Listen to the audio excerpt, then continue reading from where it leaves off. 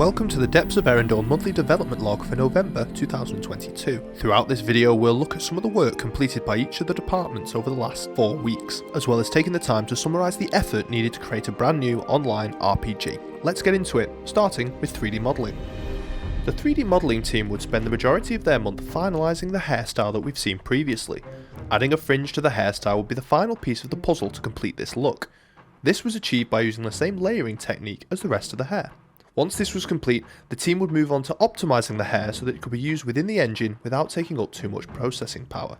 This entire process has been a decent learning curve for the team, but the overall outcome has been impressive. Finally, the team would move on to blocking out a new set of armour for the human knight, creating layers of padding that will support the heavy armour while also keeping the knight protected against the elements.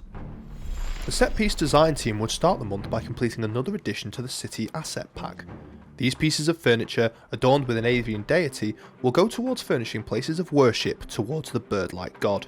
Alternatively, we may see these pieces in the dwellings of those who are devoted, but only if they are wealthy enough to afford such a set of luxurious items. The team has used lots of detail within these pieces that will hopefully utilise Nanite within the Unreal Engine to save on processing power. The team also worked on a range of assets that will be used in the world events of Erendorn. Throughout the month, the team would complete a dwarf vendor, a human vendor, an ogre black market vendor, a bandit camp and an abandoned wagon. All these events can be encountered at random as players adventure throughout Erendorn, giving players a unique experience as they leave the safety of the settlement. Along with these assets, the team worked on VFX for alternate world events that would be added to the engine. This corrupted brazier, dwarven heirloom and combat shrine now all have eye-catching visuals that will indicate players that they can be interacted with. With open world adventuring being introduced throughout the last month, the team has been focusing on ironing out bugs and improving the gameplay loop. This would culminate in improvements being made across the board within the UI, with more focused fixes being implemented within the quest log and party user interface.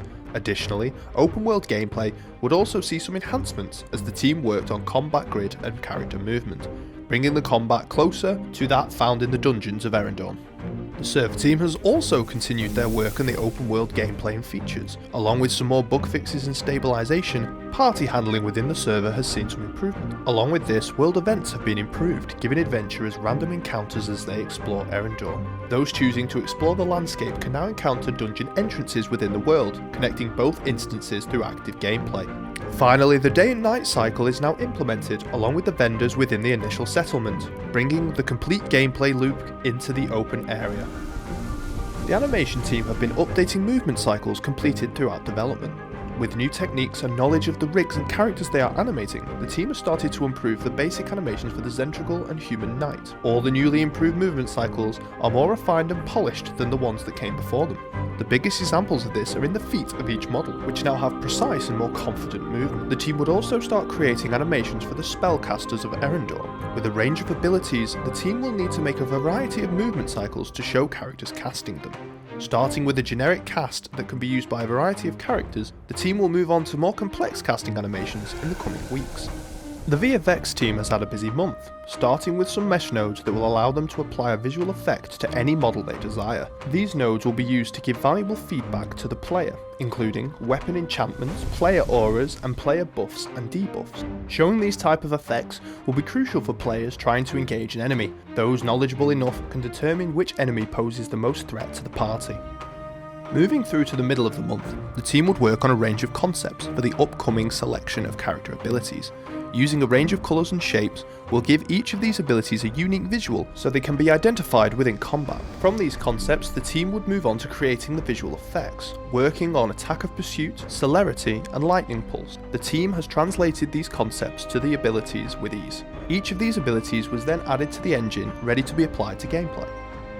It has also been a busy month for the sound team, starting with collecting some primary resources.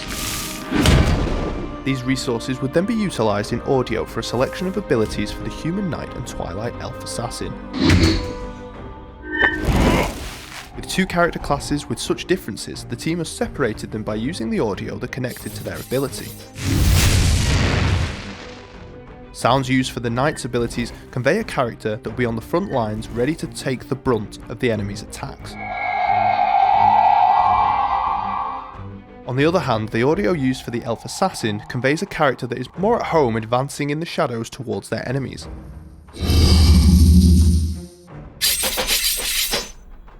The sound team spent some time in the engine near the end of the month, optimising the sound zones that players will hear as they wander around Erendorn. A sound zone is a dedicated area where audio will play that is correlating to the environment around the player. The example that shows this best is when the player moves from the marketplace to inside the tavern. In past versions, the team has had to overlap some of these zones where problems could arise. Now, these have been fixed. The team can show off the work within the engine itself. All these zones will help ground players in the areas they are in, whilst also giving Erendorn a realistic and lived-in feel. The team will continue to work on these zones throughout the coming weeks. The environment team has also been working in the engine throughout the month, starting with relighting the initial settlement of Erendorn. Due to conflicts with the Lumin plugin, the team has added more lights with the building to compensate. Adding extra brightness coming from the torches on the wall, the team have crafted a cosy and lived-in aura for the buildings. These lights will be utilised during the evening and night time to allow players to see what they are doing as they travel around the settlement. The team would move on to doing some set dressing for the landscape of Erendorn, aiming to bring some variety to the grasslands. Using a new technique, the team has created a decal that will be projected onto the floor of the world and merge with the grass. Further on through the month, the team would get to grips with this technique and smooth out the projection and start to remove the grass from the rocks formations that have been placed there. All this combined gives the surrounding grassland of Erendorn some much needed character and could also be used in other areas in the future. That wraps up this video development log for November 2022. We hope you've enjoyed. Much more work has been completed throughout the month than we could fit into this summary. Following the link in the description will take you to the Depths of Erendorn website, where you can read about much more of the work completed by the developers. Also, for daily updates, follow us on Twitter, Facebook, Instagram and Reddit, or join our Discord server. Have a good one, and we'll bring you more next month.